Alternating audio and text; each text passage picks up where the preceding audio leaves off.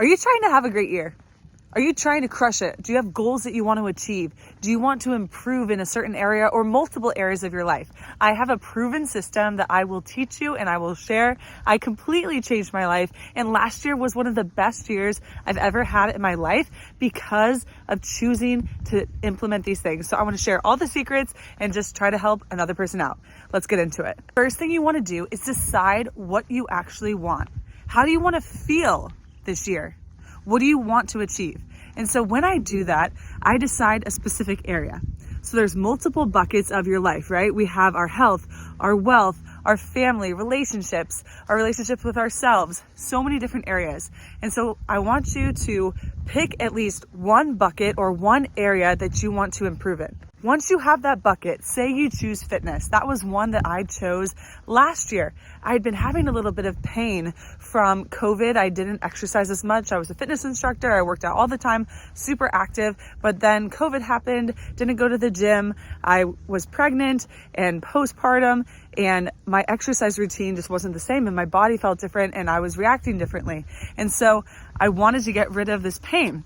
And so I had to figure out, how am I going to get rid of this pain? What am I going to do? I wanted to get rid of it, but I didn't know exactly how. The first step was identifying, what do I want to do? What goal do I actually want to achieve, and in which bucket? And so I wanted to get rid of the pain. All right. It wasn't necessarily to lose a certain amount of body fat, to gain a certain amount of muscle, or to compete in some competition or something like that. It was just to get rid of the pain. And so I had to make a plan. So once you know what you want, then you can actually figure out how to do it. And so what I specifically did was I made an appointment with my doctor. I got seen. He told me and identified what was probably wrong. He referred me to a physical therapist. I set up appointments with the physical therapist and started going and getting exercises and getting seen. I also started going to the gym, and I was going to the gym the year prior, but not as consistently. And that was totally weird for me. I literally did so many sports growing up. And like I said, in college, I was actually a Division I athlete for a little bit. And then I was weightlifting at college. And I also was a fitness instructor, things of that nature. And so it was super weird to not be as active. So this was super helpful. I identified, okay, my IT band is really tight and it isn't working as it should be. And so that's why I'm getting these feelings of pain. And so I got exercises. I made the time. If you want to change your life, you have to change your daily habits. Atomic Habits is a great book, but that's really one of the biggest takeaways, is to create systems and new habits, and to also create a new identity and say, like, I'm a person who feels healthy and happy and who doesn't just walk around with pain. I would walk around and just kind of ignore it. But is that really what you want? Do you just want to ignore the pain? Do you just want to have to deal with it? I reached a point where the pain was so annoying and frustrating, and I didn't want to have to worry about it. So that's another part too, is just, is there something that's really been eating at you, or that's been bothering you, or something that you just really want to do? A lot of times pain is a big motivator, but also you can find motivation in other ways as well.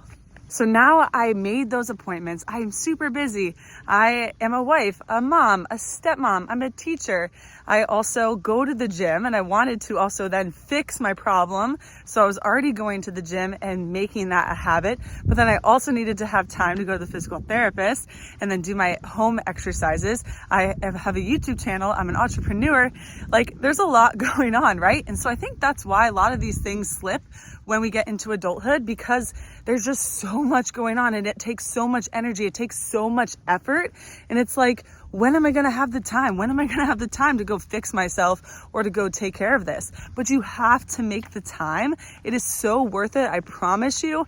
Find the time, make a way, and you can move things around, because you don't want to go, like, I was like, do I really want to? I'm like 30 years old. Do I really want to feel this way my whole life? And the answer was no. So I went ahead and changed it. You have to figure out, where can you put it into your calendar, into your schedule. Scheduling, calendaring, time blocking is really, really essential. So even something that's not like a sports practice. I had a lot of sports practices, Tuesday, Thursday, whatever it is, you know what time it is. But something like going to the gym, that was something I had to make a actual thing. And stick with it. So my husband would go to the gym. I would go get my son after school, take care of him, get snacks, etc. And then my husband and I would meet at the gym typically, and then we'll switch. He'll take my son, he'll go to the playground, they'll go do errands, things of that nature. And so I became a consistent gym goer again, once again.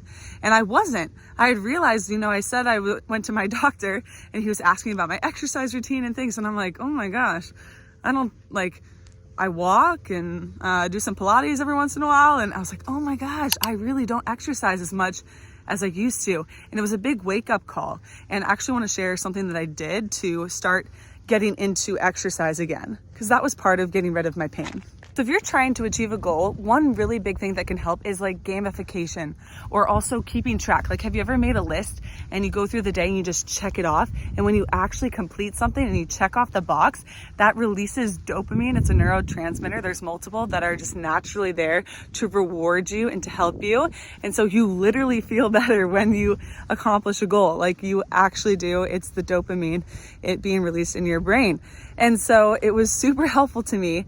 I was like, I need to start tracking this. Like, oh my gosh, like how much am I exercising? I thought I was exercising a little bit, but I would go to the gym sporadically. It was definitely not every single day or every Monday, Wednesday, Friday, Sunday. Like there was no set routine. And so I decided, hey, I am going to go to the gym at this time. But before I did that, I just started tracking it on my phone. So I was like, oh my gosh, I need to exercise more. All right, I'm walking. And I would text myself and say, I walked 30 minutes or walked 20 minutes, squats 100. And I just was like, yeah. And I was so motivated by like seeing all the exercise that I was doing. And I just kept doing that. This was so fun. It was encouraging to me because number one, you could see it, right? You see the data. You need to track your goal too. But I'm like, I don't want to do all these spreadsheets and do all this stuff. Like I'm always a huge fan of making it easy. If you want to achieve a goal, how can you make it simple, easy, efficient, right? So how can you make it easier? Even the gym was less than 5 minutes away from my house. So it was easy. If you need to just turn on a workout video, great, make it easy and do it at your house. Whatever you need to do to simplify or make it easier for you. You can also make it more fun if you have a friend. Like sometimes, like I loved weightlifting. I loved all this stuff, but it was really kind of frustrating and a little bit upsetting that it's like, oh my gosh, like why is my leg cracking? And from my IT man, I'm like, oh my gosh, Elizabeth, how did you let this happen? You were so strong and felt so good and no pain. And so instead of worrying about that or beating myself up about that, I'm like, this is where I am. Acknowledge where you are and be okay with that. And then keep moving forward. And so for me, it was motivating to just go to the gym. I knew I wanted to lift weights. I knew that would help me a lot. And I was doing like my exercises for PT and that really helped. And then eventually I was just at the gym and working on getting stronger. It's like really a lot of this is just, I need to get things stronger again and I will be in a lot less pain. And so it worked. So I showed up, I did my exercises, I moved through it, and I made it fun. I listened to music. That is one way that works for me. And so find ways to enjoy it and to actually make it fun. If you have to do weightlifting and you hate weightlifting, then like how can you make that a better experience? If you don't like weightlifting and you don't have to weightlift, why don't you swim or dance or bike ride? Find something that you actually enjoy, or bring friends along, or blast the music, or do a cool program, however you can make it more fun. Okay, so let's review. We decide what we want to do. We figure out how we want to feel, or we're like, ooh, I don't want to feel this way. Like I didn't want to feel my pain. So I'm like, I got to fix this. Then figure out exactly what those steps or habits would be. If you're trying to lose weight, if you're trying to do something, then figure exactly out what you would need to do. And then schedule time into the calendar. Make it a habit, make it a non-negotiable, make it something that you absolutely have to do. And it's just there. And then you want to just persist and keep going. Make it fun, make it enjoyable. And I also have some tips for some struggles that could come up because, right, it sounds easy. Okay, the biggest part is getting it in the calendar, but what happens when things come up? What happens when you don't feel motivated? What happens when you're not seeing the progress? I'll share that with you. The first problem or potential pain point is, hey, I actually have my gym time. Like I told you, my husband and I, we had our set gym times and that's what worked. And it was awesome. And I found a way to make it fun, to push through, etc. But my husband, he is a soccer coach. And so a lot of the year, there's no soccer, right? And we're both teachers. And so we both have a lot of time off together, etc. But during soccer season, he's a high school soccer coach. That's a lot of time commitment, and he'll be gone during the whole school day. Yes, he'll have practices. We can still meet at my normal time, but what about game days? And so I had to be flexible. I had to adapt. What you could do is work out early in the morning. I used to do that with my old software engineering job. I would wake up at 4 and I would get to the gym or go swim early, or I'd do a body attack workout or whatever. And then I would go to work at 6:30. And so for me, in this stage of life, I have not been doing morning exercise, but that is a big hack for a lot of parents. A lot of parents can get their morning workout done, and it can help you have a stronger day. I just really like waking up and getting straight to more like work that needs to be done instead of exercise. I found that exercise can be a little more mindless for me. And so that's what I prefer to do. So even though I'm not the morning exerciser currently, I did do that a couple of times. When there was a game, I would do that. I would plan for it. So you have to plan for potential problems. Like, think about it. Okay, these are the days I want to go, but what could happen? What could come up? And so can you make a plan when those situations happen? Some things are just going to pop up that you just don't even know. And as a parent or just in life, human things happen that you don't expect. You can expect the unexpected. But what's nice about that is when you're so proactive and you're so playing life on offense and you plan for a lot of the problems or potential pitfalls that could arise, when like a random thing happens, it only affects you for like a day or so, and then you can get right back on track. And that is a tip too, is if you ever fall off, or maybe you didn't make the gym, and I usually go 6-7 days a week, then I would just make sure I don't miss twice, or I wouldn't get so worked up about it. It's like, it's one day, get right back on track, instead of just going, oh, it's one day, I've ruined this whole thing. A lot of people do that when it's like, it's a one day, move on and get right back onto it. We're going to fall down sometimes. We're going to mess up. We're not going to be perfect, but it's how do you respond to that? And can you pick yourself back up quickly, or are you going to sit and wallow and miss for 2, 3, 4, 5 weeks? They're also lucky enough to have family around. And so that was helpful too, where sometimes I would ask my parents or someone to watch my son while I did it. And I also would switch my rest day. If I did a rest day on Sunday and he had games throughout the week, I would maybe make an adjustment on one of the days, and then I would just switch and enjoy that time with my son, because that is one of the buckets that I care about, right? You want to identify what you value and what you care about. And so I was like, well, I love my son. I care about my son. I'll just use that as an extra time with him. Usually I encourage that you still need to fill your bucket and get those daily vitamins in. There's like a list of kind of non-negotiables or things that I've made. I learned this from my mentor, Jesse Itzler, that it's like, what are like 3, 4, 5 things, or even 10 things, however many you need, that just make you feel better. And when you do those things each day, it makes it so much easier to show up and to respond to things or to do things you don't want to do when you've taken the time for yourself first. So how can you be proactive and plan for pitfalls or obstacles?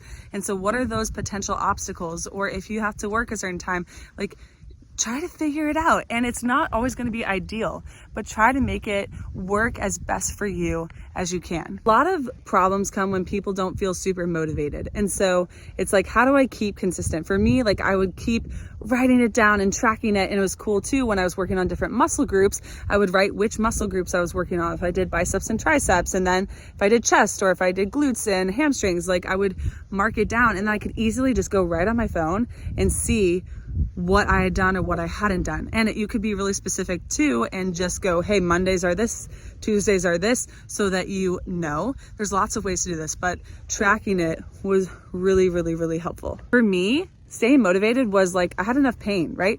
Or I really didn't want this, and I actually had fun with what I was doing. So if you can find a why, like a reason, like, I wanted to get rid of this pain. I did not want to have to wake up and just deal with it or push it aside. And so what is the why for you? I talk about finances on this channel and building wealth. Like, what is the why for that? It's so you can serve more people, so you can have freedom, so you can take care of yourself. Like, what is your why? When you have a why, even YouTube, I want to share and help and just share my story. I'm just a regular person, but if something I can say, or something that I've gone through or overcome, or that I've learned, because I'm always working on being a better person and working on personal development and just making more money and being happier, healthier, all of those things. If something that I've learned or that I've done can help someone else, Like, that's great. And so if I'm ever discouraged or if there's ever a lot going on, I always remember my why. Like, I want to reduce suffering in the world and I want to help people. And so I'm going to post the video. I'm going to make the time. I'm going to figure it out. I'm going to figure it out. Like this video, I think there's a little bit of wind in it today, but I tried to record it 2-3 times and there was a lot of wind. I'm like, man, I don't want that for everybody. But I'm like, I really want to get this out there, because even though it seems like more simple to me, or maybe it does seem simple to you and you're like, and that's great, you're on the right track and you can crush it. But I'm like, I really want to help people. And so it helps you to keep going when you have a strong why, when you have a strong reason. All right, so these were the main ways and the things that I did to achieve my goals. Like, you have to know what you want. You have to put it in the calendar. You have to create systems. You have to plan ahead.